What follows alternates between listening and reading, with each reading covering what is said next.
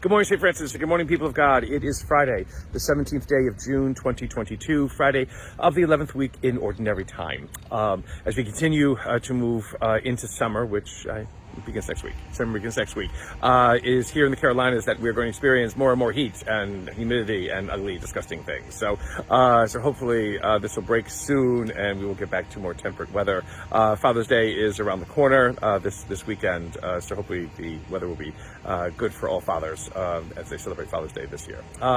In our readings today, let's see, the first reading from the Book of Kings, filled with death, lots of death, murderous death, and assassinations left and right.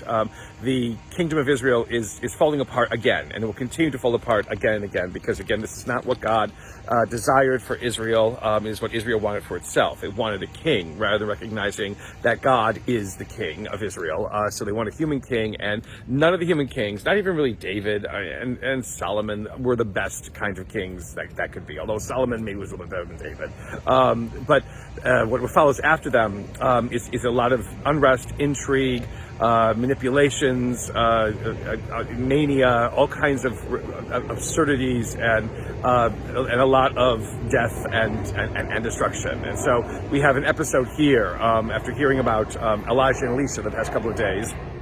We now see where Elijah and Elisha were not listened to or responded to at all by the people of Israel. And so Athaliah, I think her name is, she was a queen in Israel. The king dies, and then her son dies, and she decides she's going to kill everybody in the royal family so that she can retain power now, because she likes what power does. Again, who doesn't like what power does? And yet power comes from God, and power needs to be exercised with God's will in mind and intent. And Athaliah is doing everything but that. And so she kills all kinds of people, but they secret away one of the heirs, or one of the relatives, who is later then proclaimed as king of Israel. She comes forth and screams treason, treason. They decide to kill her because she has thrown Israel into a loop of craziness.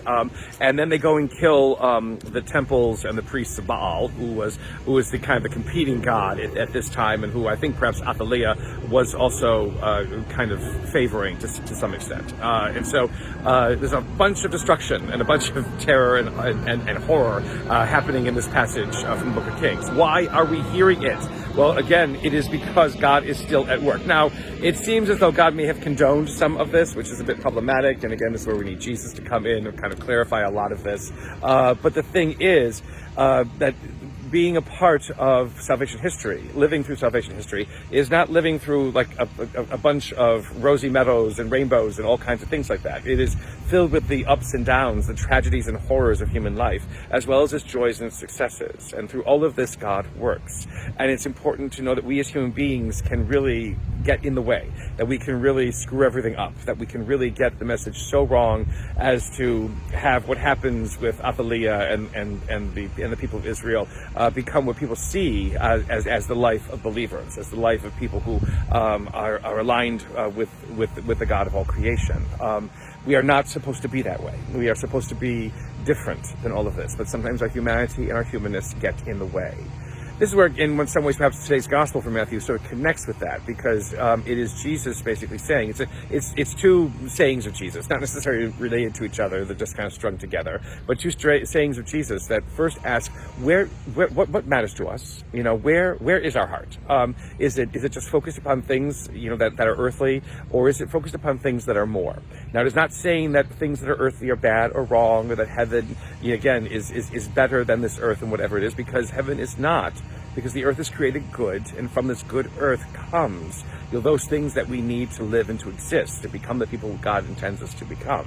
It is the problem, though, when we think that some things are better than others, so when we try to work our lives in some ways where we focus only on ourselves, or we focus only upon what our societies and our cultures think are important, and thereby, you know, destroy what it is that God says is important and what God says matters.